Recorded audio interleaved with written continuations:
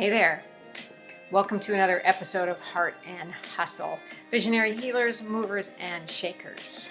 I am your host, Paulette Rees-Denis, here to bring you magic makers from around the globe, people who are creating change, who have small businesses, large businesses, hobbies, but they are creating the life of their dreams.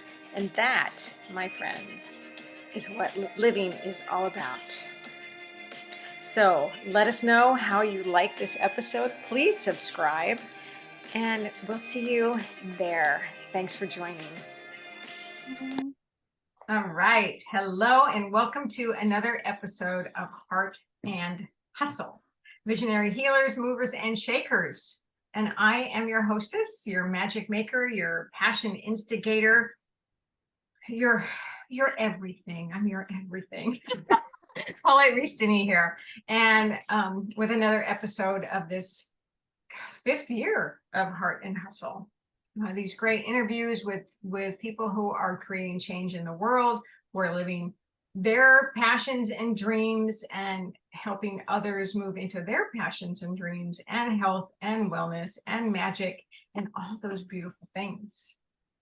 So thank you for being here. I'm so happy you are here. And today I get to introduce you to Renee Reid is here from Cleveland, Ohio, where I was not too far away from you just last week, but I didn't know that. Anyway, welcome, Renee. I'm so happy. We have been trying to do this for, I don't know, like 6 months or something. Yes. So happy to be here. Yay. Yay. So Renee works with she's a life coach for people with diabetes or pre-diabetes. And actually, you could tell us a little bit more about that, but I'm really excited to hear about this because this is so important. This is so good because I know people with diabetes and you're helping them reverse it. Yes, that is the plan. Yes. Right. So tell us a little bit more. I am the founder of the Diabetic Toolbox. We are a health coaching organization, and our mission is to reduce the number of amputations and the number of people who die each year due to complications associated with type 2 diabetes. Wow. So I am a certified diabetes lifestyle coach, life coach, and yin yoga teacher. Oh, okay. And I am a life coach and a yoga teacher and a belly dance teacher and all those things too. So that's great. We are so like we're out to create lots of change in the world. Yes. So I want to know about your journey. I want to know how you got to working with diabetes. Well, unfortunately, we have a family history of diabetes, and I kind of ignored it until I was diagnosed with prediabetes. Which was when? How long ago was that? 5 years ago. So went to the doctor, for a regular checkup like we normally do each year, and got a call, after my blood work, and she started with, your numbers don't look as good as we'd like, which who wants to hear that after? Right. That's a little scary right there. Right. So she told me I was pre-diabetic, and I knew that, I had gained a lot of weight. I was worked in social services, so I spent 90% of my time in my car doing home visits and accompanying my clients to court. So my eating was horrible. Oh my gosh. I lived through drive-throughs, and by the time I got home, who wants to work out? I was literally just falling on the sofa and going to sleep. So I gained a good 55 pounds. And yeah, so my numbers were awful. My cholesterol. That's like emotionally draining and physically draining. Yes. Even though you're not doing a lot of physical work, you're driving and doing, Gosh. Okay. Yeah. Imagine. So, right. So, I'm working in social services and I'm working with families that are in crisis. Mhm. And I sometimes carried that crisis with me. So I would, eat my feelings away. Uh, Big emotional eater, which also runs in my family. So I tried for about a year to do it myself. So I'm like, well, I should be able to just, figure out what to eat. I tried all the diets. I tried the prepackaged foods. I tried, eating within a certain time frame. I tried, um, having 2 shakes and a meal. I tried everything and they all worked, but it wasn't sustainable, right. And I just remember crying like a year after I got diagnosed. I got this box of food in the mail and, I sat it on the table and I just cried because I'm like, I can't eat like this for the rest of my life. And that's when I found my coach, Leslie. So she helped me to, before I started working with her, I said, I'm just going to eat the foods that I enjoy, but not until I'm stuffed. That was my plan, just not to eat till I was stuffed. Right. And I'm going to walk every day for 30 minutes. And that's what I did. So before I started working with her, I had already lost about 15 pounds just doing that. But she really helped me to work on my mindset and my relationship with food. And so that's what I tried to do with my clients. That's my goal, to help them heal that relationship with food and also to lose weight, to ditch the diet culture. Right. And lose weight eating the foods they love. Yes. That's it. I love that. I love that. Well, that's so important because there is this crazy freaking diet culture that we have. And, I've been following that kind of thing for years, not for me personally, but just seeing how crazy this diet culture is. Yes. And how the media makes us want to think we need to look like this and what's acceptable, what's not acceptable, what's healthy, what's not healthy. Right. And the whole idea of what am I trying to say? Feeding for self-healing, which yes, which is not quite the way to go. right. Right. That's exactly right. Like my goal is to teach everyone that I get to come in contact with how to use food the way it was intended, to nourish us, to give us strength, but pleasure. Not to pleasure. Exactly. There should be pleasure in eating. And I think we've just sucked that right out because we're too busy counting carbs and counting, calories.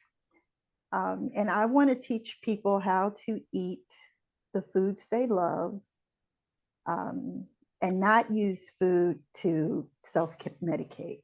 Right. Well, and somewhere in there, though, there's got to be a fine line between foods they love and foods that are not so healthy. Yes. I mean, somebody might like, eating cheeseburgers all the time, and that is not okay. And that's the one of the things that we teach is more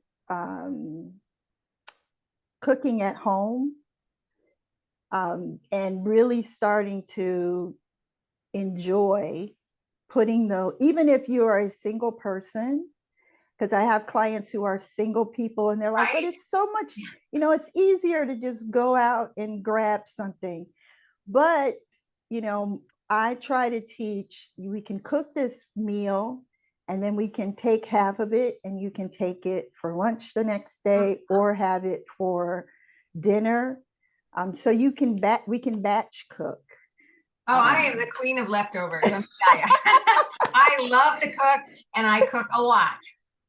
And right. And you would be surprised how many people are like, well, I don't like that, so I don't eat it. And I'm like, well, let's just try it. Let's find a recipe that's easy for you. We'll Hmm. make it together and let's try it. And so they might have been eating cheeseburgers all the time. And then they realize, oh, well, I can, roast these veggies in the oven and have um, baked chicken, and it's good. It's a meal, and I feel satisfied. Yeah. Yeah. Yeah. And of course, I'm vegan, so not the baked chicken, but Right. but something akin to that. Yeah. Right. And and it can be healthy and whole and pleasurable and delicious. Yes. It is changing your taste buds. Right. Some is Yes. changing your habits and your what I find so much is we grew up with certain foods. We grew up with Yes. certain tastes, and changing those can be difficult.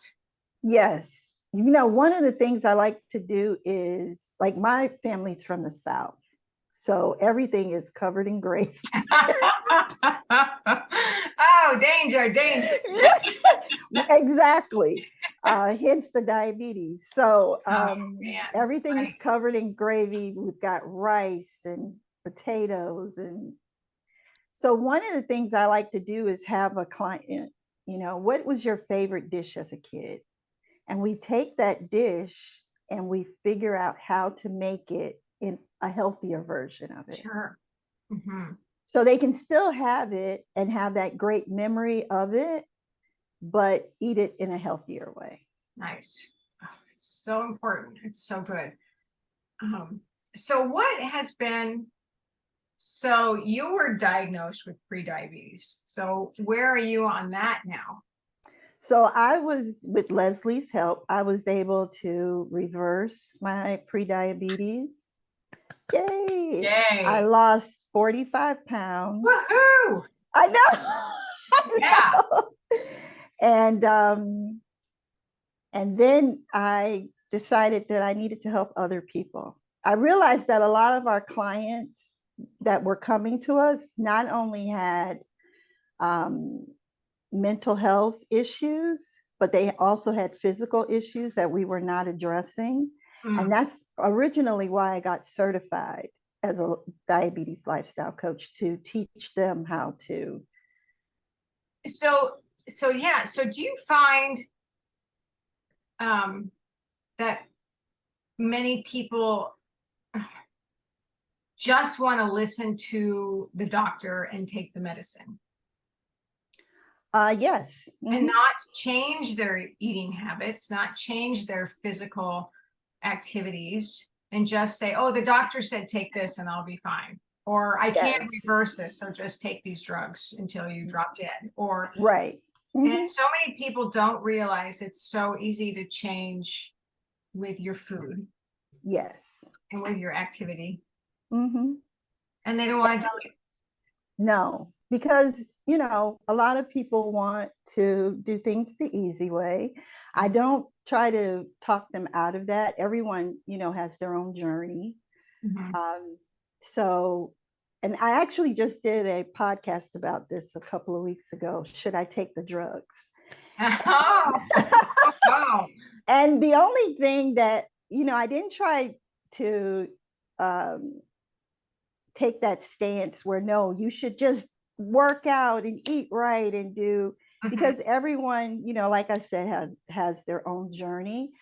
But my concern is that you can't take these drugs forever.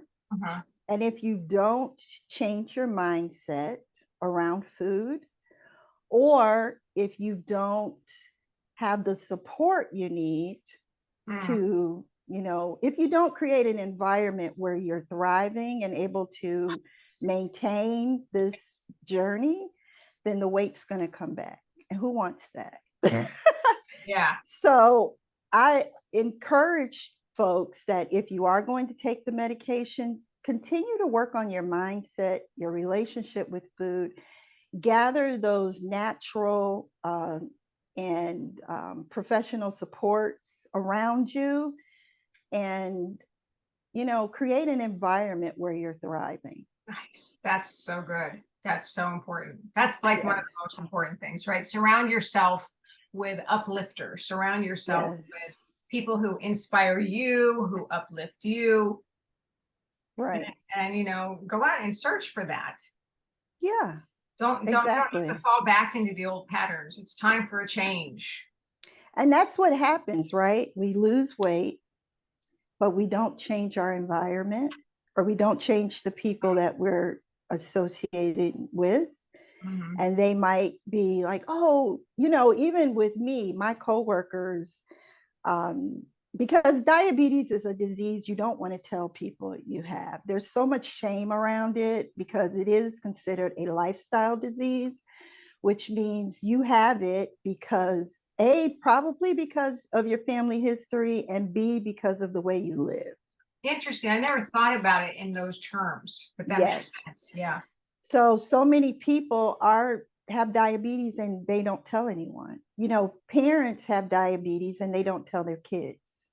My mom was diabetic for I don't know how long. I just happened as an adult walk in on her while she was giving herself an insulin shot. Like, I had no idea Wow. that Wow. this was even part of our family's medical history. So it's so important that parents and grandparents, that they share that medical history with their kids, Yeah. because they're walking, it's a ticking time bomb when you don't share it. But yeah, people don't change their environments. And so, Well, and that's so important too, is not just the sharing, but the asking for support or asking for help or asking for yeah, acknowledgement, you know, that yeah. some And people I've are so had, afraid of that, but yet we crave that. We crave to be seen and heard and supported.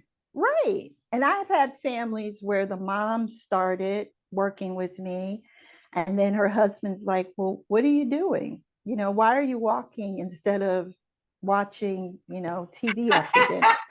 God, please get you outside, know, take a walk. right, right. And then he's like, well, I'll go with you, and that's the other thing I think we have to understand, is that we are not, just because we have a family history of diabetes does not mean that we have to succumb to the disease. Exactly, exactly. And that's what I was talking about earlier, is like, okay, I'm just going to listen to my doctor and I have this and there's nothing I can do. No, and that's not the case at So I'm all. not going to take care of myself. I'm not going to quit eating this thing or this thing. And anyway, I Yeah, get so passionate about this stuff, you know. I know. I mean, when you think of the, I think there's 88 million people in the US who are pre-diabetic, and some of them don't know that they're pre-diabetic. There's a It's rising, not so hard to reverse that. It's not so hard to take control of your life.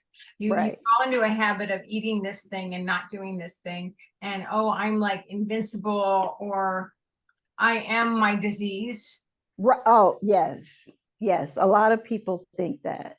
Yeah. How are you? I'm diabetic. Right. What? Well, that's so right. So Yeah. So it's reversible.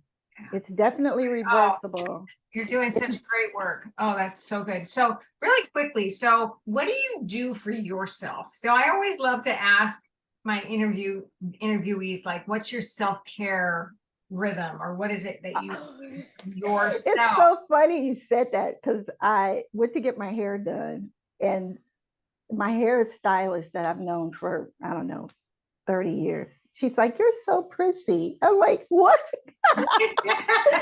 Because I believe in, I hair, not just my outer appearance, which is really important to me. So I work out daily. Um, Me too. and yeah, and I, get my hair and nails done, and I love facials and massages. But I also have, part of my self care is daily journaling. I love you. And I do a daily brain dump. So every day for 10 minutes, I just write whatever is I'm thinking. Sometimes I'll go back and read it and go, ooh. And sometimes it's just good to get it out and get it on paper. Totally, totally. I'm so all over that. I teach Yeah. journaling and writing. So yes, love it. So, Very important. Very important. And it's just such a simple act of self-care. yes. Because what am Yes. I always say that thoughts become words, become things. Right? Yes. But you got to get it out of here. You got to get it out of your body onto the page and then either step into it or release it, whatever, which way you're going with that thing. Right. Exactly. That's exactly right. Yeah. So that's what I do. Good on you. Well, you are glorious and gorgeous and doing beautiful work. And I'm so glad that you found your path. Yes. And that you are here to help others step into their own self-care and nourishment and health and well-being. Yes. To make the world a better place. Yes. I think if we were healthier, we'd be happier. Hell yeah. And hell yeah. It would be a better place. Yes. Yeah, it's so good, Renee. Awesome. Well, thank you for spending time with me today. No, thank you. So happy. I know. We finally did it. Yes. We did it. And, you know, again, your work is beautiful and really, really important. So any of you who are experiencing these issues with pre-diabetes or diabetes, or you have questions, you know, I'll give you all the Renee's contact information as well.